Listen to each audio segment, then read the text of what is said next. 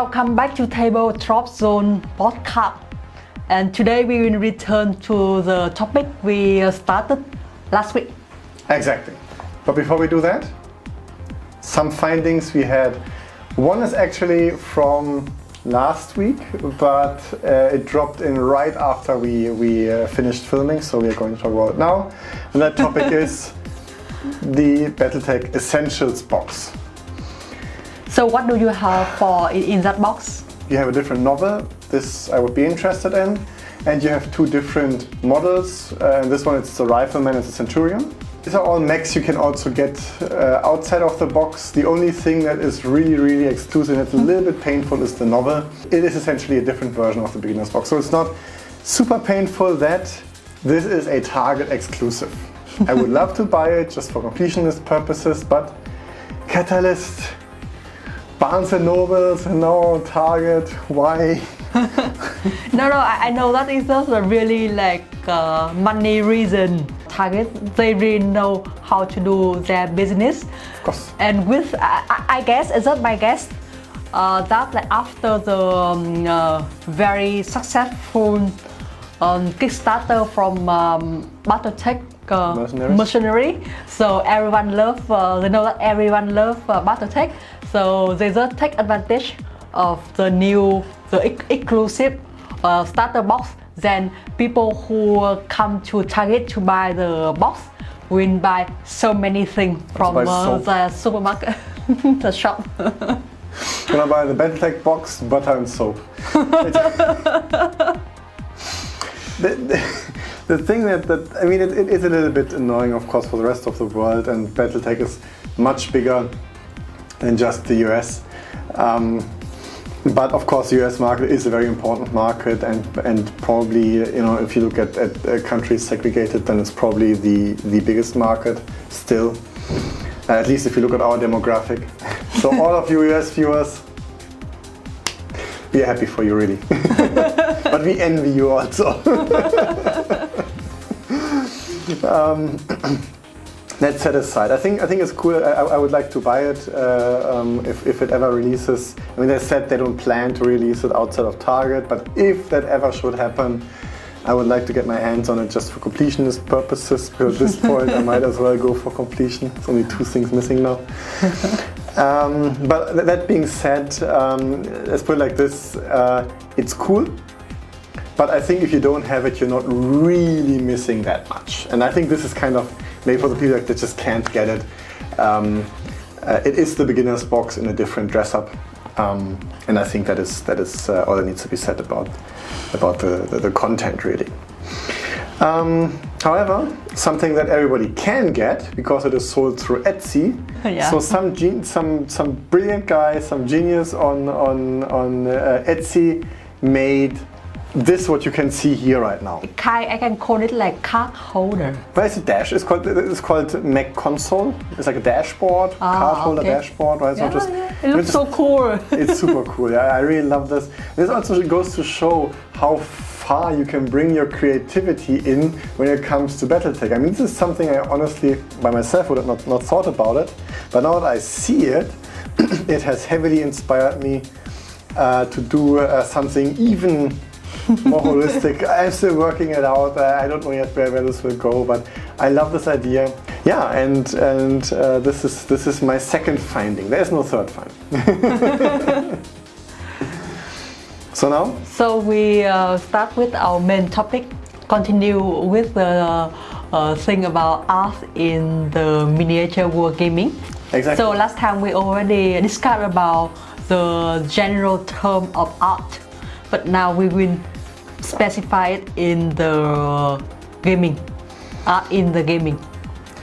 And there's also two topics in this. And the first topic, and this is the topic we cover today, is what kind of art do the companies provide? So what's coming from the company side, right? So that includes everything that you can buy in stores or you can get from the companies as promotional material or in whatever way. Yeah, but let's look at the list, right? So the first thing, of course, is the miniature sculpts. This is definitely art. I mean, the intricacy, the detail. This is now from Warhammer. Here's some Stargrave stuff that we can both hold something. Yeah, it really art, because for the first time when I try to glue and cut and glue all the piece together, I found it so amazing how they can make it like so how to say, Detail. so detailed, and I hear the sound clack, click, something like that when the plastic come together nicely. It's right. So we started with Warhammer way back when. That was our first miniatures, and we started with the beginner's box, where you have these click models that you just essentially you can press together or glue. By the way, this is brilliant, especially for beginners. I know it's not as flexible as if you actually glue pieces together and can fill in gaps, etc. But if you just want to introduce a beginner to it, and you still don't want to pre-assemble it like BattleTech does, then I think that's a fantastic way to do it. Even the normal thing, you can feel that when it comes to the corner. Feels, you feel. Even not the sound, but you feel it. Yeah, but that's actually a new thing. Yeah. In old times, you just had a bunch of arms and legs and upper bodies and heads. Yeah. And it would fit anyway. So you could make the arm like this or like this. There was no like real fitting point like it is now. So they were not. What we have now is called monopose. So every model is predestined to have a specific pose. You can adjust it maybe a little bit against the odds, but it's not meant for that. It's meant to have the Space Marine with a sword up is always going to be going to have his sword up. In older times, you could have like an arm like this, like this, like this, right? Yeah. So with the mechanism, you can know that exactly that is a right piece for that person or not. But actually, it's actually a nice topic. Monopose versus, I don't know, omnipose, what do we call it? I don't know. What is non-monopose?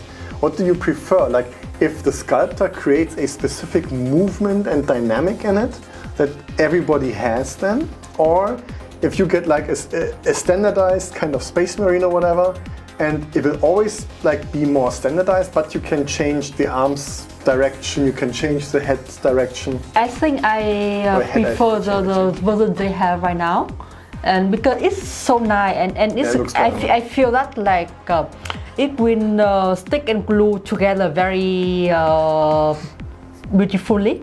Yeah. And they also have the different option. You can choose the kind of like sometimes like sword or maybe gun. The different weapon options. Yeah. So they have kind of like each channel, then you can choose depending on your taste. Yeah. So it's not like only one thing. True. Yeah. So that's why I really love this style. Up next is the topic of images in rulebooks. So big question. In old Thai books they have, because every old book they have a kind of some image, and normally it's so beautiful. It is, but the question is, are images in rulebooks necessary or important? Wow, I can say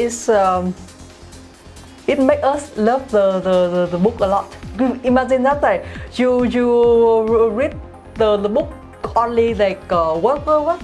It's kind of like boring. It's a not normal book, normal like daily life book. It's a fantasy and science fiction world that's not the real. So with some pictures on that, you can imagine it.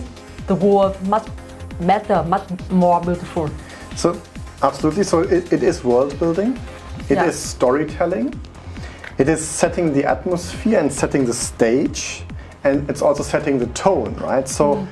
Even if you have a book with only very few images, like this one, which is, by the way, an interesting game, I can recommend it.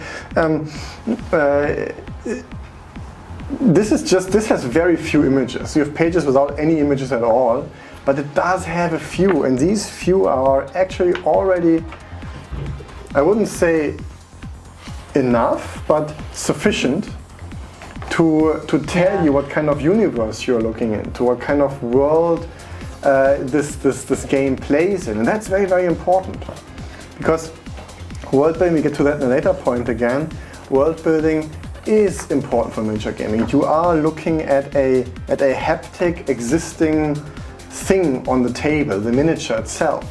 You want to know how you paint it, you want to know, you want to give it personality. You want the world to have personality, you want the enemies to have personality, however you want to look at it. Everything has to have some kind of, like, it is a thing, and if you don't know what the thing looks like because it's only words on text, then it gets kind of difficult to like, a visual understanding of the world, I feel, is more than essential in a rule book or in a book that kind of tries to make you understand the world. Except for normal books, to get to that later. But let's actually talk about the storytelling. So, is it necessary for a tabletop wargame to have a gigantic library of books that probably only very few people will ever read to completion, that tell stories in this universe, etc.? Is it necessary for a good game to have that, for a good tabletop wargame to have that? Yes, that's why it makes it different from the board game. Because for board games, you know that you already play so many board games, and normally you always play it for a few times. You don't play a board game for years and years and years. So, but tell that to chess players.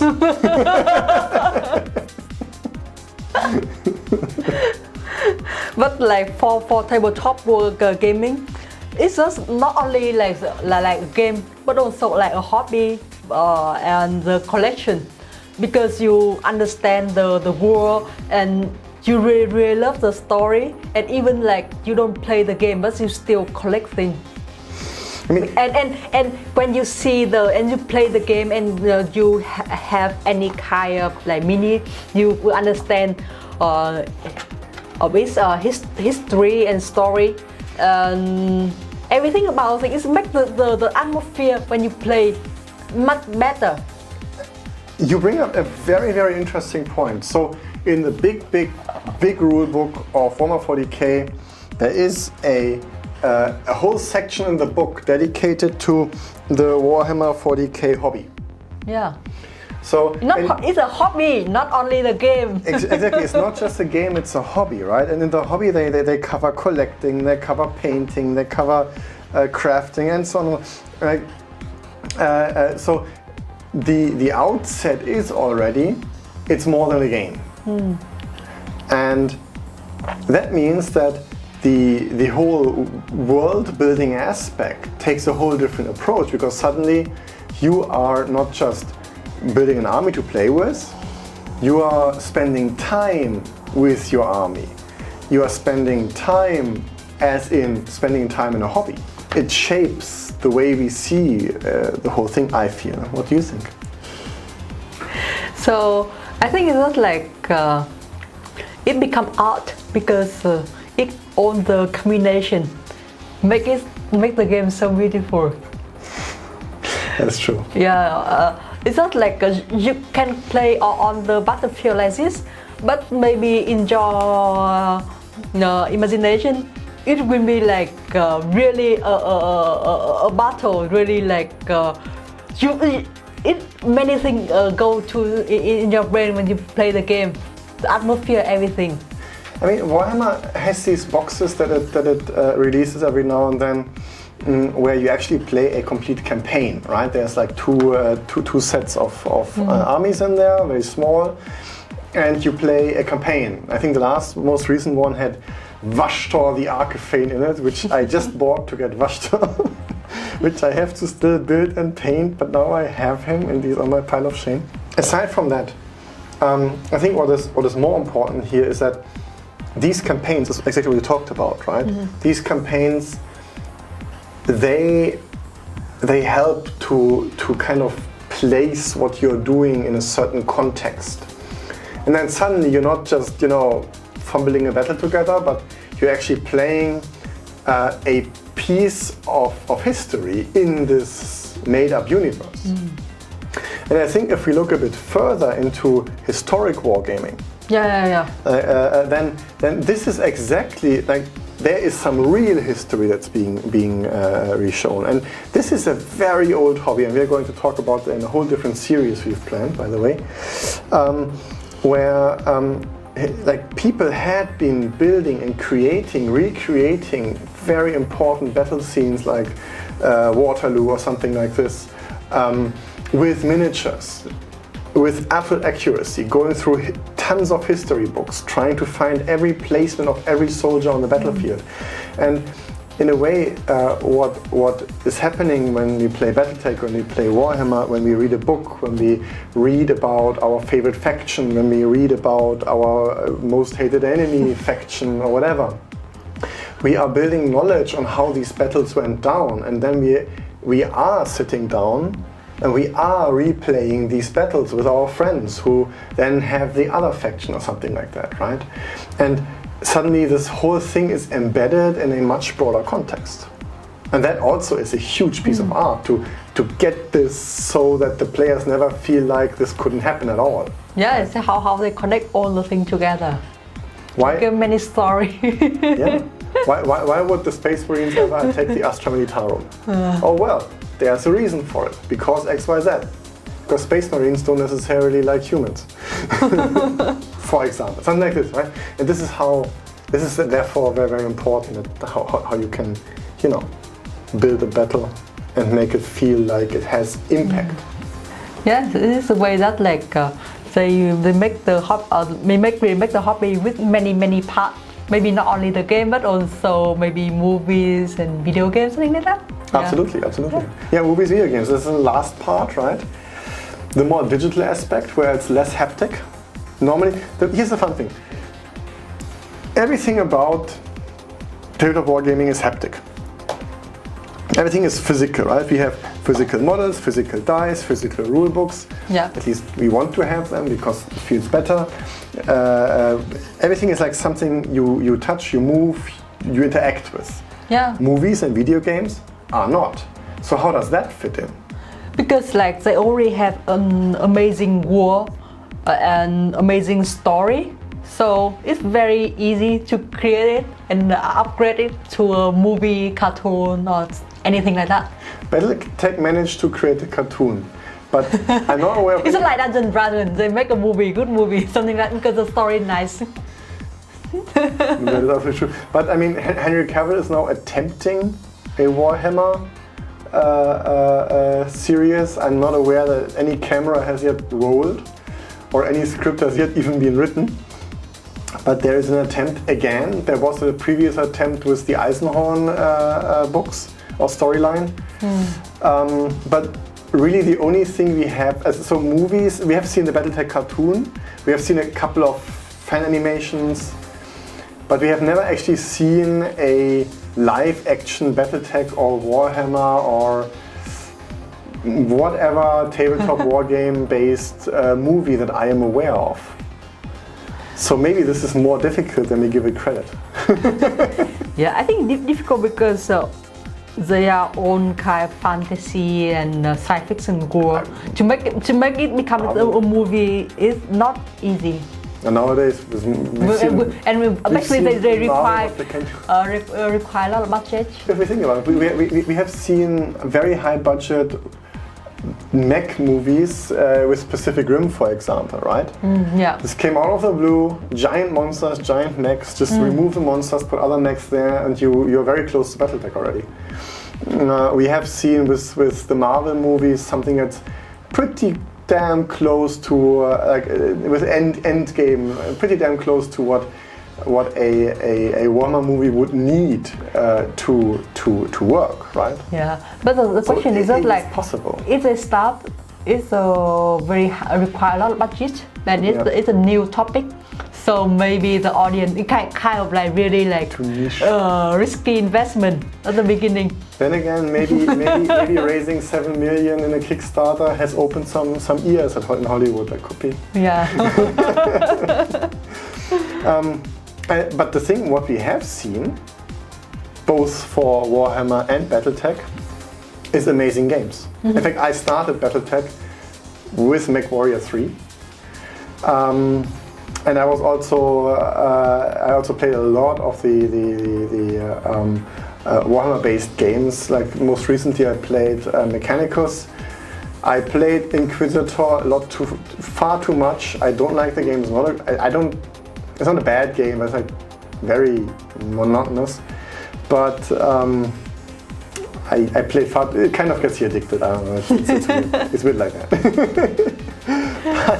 But these games are very successful, and they have consistently been pumping out, at least on the on both for both BattleTech and Warhammer, a very consistent stream of games. Warhammer, of course, a lot more because a lot more different things. But there is a BattleTech game that's quite new, I think 2018, and the most recent extension to MechWarrior 5, which is the current one, was Mercenaries. I think came out this or end of last year, something like that. So it's no, it's not Mercenaries. There's a newer one even. I forgot the name. Anyway, yeah, all that thing can consider art because they put a lot of effort on that. You can see all the kind of like effect, sound effect, image. It looks very nice. Yeah, and it has a lot of inspiration. It is inspiring itself, and it gives a lot of inspiration out. Again, we have the art impact, right? It's inspiring. It is creative. And there's a lot of people involved in keeping a consistent stream of creative output going. Yeah. So, and then of course we have a ton of merchandise. Posters, standees, buttons. We are not going to count those because essentially I just use the imagery that we have anyway in the books and so on, and on the website. But of course we should mention it at least. Yeah. Kind of for completionist purposes. So this is kind of what we found, what is artistically provided by the companies, and it is actually a lot, but it all revolves around one thing in the end: world building. And that's a very interesting factor. So it's a part for the art provided by a company, and the next week we will come with the idea of the art that created by the player like us. By you and us. Yeah. Mostly you. Okay. So that's all for today. Thank you for watching and supporting us. And subscribe. Okay, have a nice day. Bye. Bye.